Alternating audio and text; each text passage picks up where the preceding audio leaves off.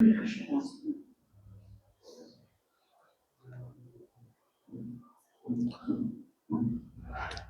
अज्ञानतिमिरान्धस्य ज्ञानाञ्जनशलाकया चक्षुरुन्मिलितं येन तस्मै श्रीगुरवे नमः। मैं सर्वप्रथम अपने गुरु पाद पद्म ओम विष्णुपाद अष्टोत्तर सदस्य श्री शिल भक्ति वेदांत राधांति स्वामी गुरु महाराज के चरण कमलों में अनंत कोटि बार दंडवत प्रणाम करते हुए उनकी कृपा याचना करता हूँ। तत्पश्चात उपस्थित समस्त गुरु भाइयों के चरणों में मेरा दंडवत प्रणाम। तत्पश्चात पूज्य महाराजा श्री मेरे शिक्षा गुरु जी के भी चरण कमलों में अनंत कोटि कोटि बार दंडवत प्रणाम। वे मेरे ऊपर कृपा करें। मेरा विषय है ययाति चरित्र। ययाति जी और देवयानी का विवाह हुआ। तो प्रश्न यहाँ पे ये उठता है कि ययाति जी जो है वे क्षत्रिय है और देवयानी ब्राह्मण है। ययाति जी चंद्रवंशी और देवयानी भृगुवंशी। तो प्रतिलोम यानी कि उल्टा विवाह कैसे हुआ?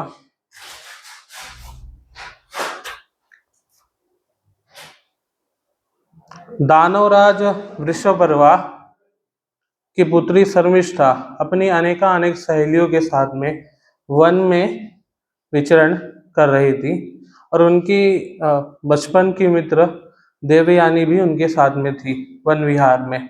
तो वन विहार करते करते करते वे लोग एक सरोवर के पास गए। वहां उनका स्नान करने का मन हुआ तो वे लोग घाट पर अपने कपड़े उतार कर स्नान करने लगे। तो स्नान कर रहे थे, आपस में खेल रहे थे। तो महादेव अपने नंदी और पार्वती जी के साथ अकस्मात उस स्थान पर पधार गए। तो महादेव को देखते ही उन्होंने हड़बड़ाहट में अपने कपड़े बदल लिए। शर्मिष्ठा ने देवयानी के कपड़े पहन लिए। उस पर देवयानी जो गुरुपुत्री थी उनको क्रोध आ गया कि इसने मेरे कपड़े पहन लिए। उसने कहा, जिस प्रकार से कुतिया हविष्य यज्ञ का हविष्य लेकर चला जाए उस तरीके से तुमने मेरे कपड़े ले लिए। और ब्राह्मणों की जो इतनी महिमा है शास्त्रों में, जो ठाकुर जी के मुख स्वरूप है, जिनकी वेद पुराण उपनिषद सब स्तुति करते हैं, और इंद्र जी ब्रह्मा जी भी जिनकी स्तुति करते हैं, लक्ष्मी स्वरूप ठाकुर जी भी जिनकी स्तुति करते हैं, ऐसे ब्राह्मण का तुमने अपमान कर दिया। और यहां तक ये भी कह दिया कि जिस प्रकार से वेद शूद्र पढ़ता है,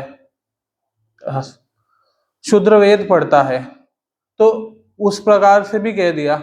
अब राजकुमारी शर्मिष्ठा तो राजकुमारी ठहरी, तो उनको भी गुस्सा आ गया। दोनों ने भी कह दिया कि तुम्हारी क्या हैसियत है, तुम्हारे पिता तो हमारे यहाँ पे पुरोहिताई करके अपना गुजारा करते हैं। जिस प्रकार से कौवा हो गया, कुत्ता हो गया, उनको हम टुकड़ा देते हैं, ऐसा कुछ कुछ देते हैं तो वो पलते हैं, उस तरीके से तुम हमारे टुकड़े पे पल रही हो, तुम क्या हो, कुछ नहीं हो तुम लोग, इस तरीके से कहा। और उनकी सहेलियों के साथ में थी राजकुमारी शर्मिष्ठा, तो उन्होंने देवयानी को कुएं में ढकेल दिया और उन लोग अपने आगे चले गए। इधर ययाति राजा वन में शिकार के लिए गए हुए थे। तो शिकार करते करते उनको प्यास लग गया। प्यास के लिए भी कुआं में गए। कुआं में गए तो वहां पर उन्होंने देखा कि देवयानी वस्त्रहीन रूप में वहां पर है। तो उन्होंने देवयानी को एक कपड़ा अंदर देकर और बाद में हाथ पकड़कर बाहर निकाला। और देवयानी ने उनका हाथ पकड़ लिया था। तो देवयानी ने कहा कि अब तो आप हमारे पति हो गए। तो उन्होंने कहा, ऐसे कैसे पति हो गए? हमने तो शास्त्रों में ये विधि है कि आपातकाल में किसी का अगर जान बचाने के लिए हम किसी का हाथ पकड़ के निकाल रहे तो पति थोड़ी हो जाएंगे। तो उसमें देवयानी जी कहती है, न ब्राह्मणों में भविता हस्तग्राहो महाभुज।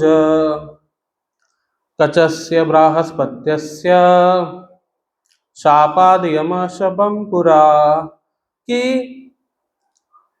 मैंने बृहस्पति पुत्र कच्छ को शाप दिया था और बृहस्पति पुत्र कच्छ ने भी मुझे शाप दिया था कि मेरा विवाह ब्राह्मण से नहीं होगा। आप तो ब्राह्मण नहीं है, आप तो क्षत्रिय है, तो आपको ही मैं अपने पति के रूप में वर्ण कर रही हूँ। और उस समय पर देवयानी परम सुंदरी थी, विश्व की जितनी भी सुंदरियां थी उसमें से भी एक थी। तो उन्होंने इस कारण से और अपना प्रारब्ध भी समझा राजा ययाति ने, तो उन्होंने उनको पत्नी के रूप में स्वीकार कर दिया और वे चले गए। इधर देवयानी जी अपने पिता शुक्राचार्य जी के पास आई और उन्होंने सारा वृत्तांत कह सुनाया कि शर्मिष्ठा ने किस प्रकार से कुएं में उनको ढकेल के वहां चली गई। तो उन्होंने सोचा कि मैं ऐसी पुरोहिताई क्यों करूं। उन्होंने फिर पुरोहिताई की निंदा करते हुए कहा, इससे करने से अच्छा तो मैं कोई खेती बाड़ी करके ही अपना जीवन निर्वाह कर लूंगा, मेरे को ये नहीं करना। और अपने पद से एक तरीके से रिजाइन दे दिया कि भाई मेरे को नहीं रहना, असुरों का गुरु बनकर मुझे नहीं रहना। तो वृषपर्वा ने देखा कि ऐसे में तो हमारे पूरा असुर जो कुल खानदान है उसके अस्तित्व ही खतरे में आ गया। तो वे अपने गुरुजी के पास में गए और उनके चरण को पकड़ लिया कि गुरुजी माफ कर दीजिए, हमसे क्या गलती हुई है। तो गुरुजी ने कहा कि गुरुजी तो वैसे भी कृपालु होते हैं। तो उन्होंने कहा मुझे कोई आपत्ति नहीं है, लेकिन मुझे मेरी प्राण से भी प्यारी जो मेरी पुत्री है, आप उनको देख लीजिए, आप उनका इच्छा पूरा कर लीजिए, मैं तो राजी हूँ, मुझे कोई दिक्कत नहीं है।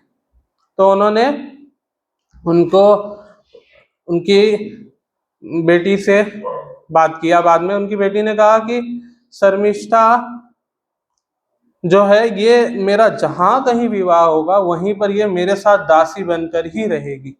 तो इस प्रकार से उन्होंने स्वीकार कर दिया। तो जब देवयानी और ययाति जी का पाणी ग्रहण हुआ तो उस समय शुक्राचार्य जी ने कहा कि एक बात आप ध्यान रखिए राजा, कि ये जो दासी है ये कभी भी आपके सेज तक ना आने पाए।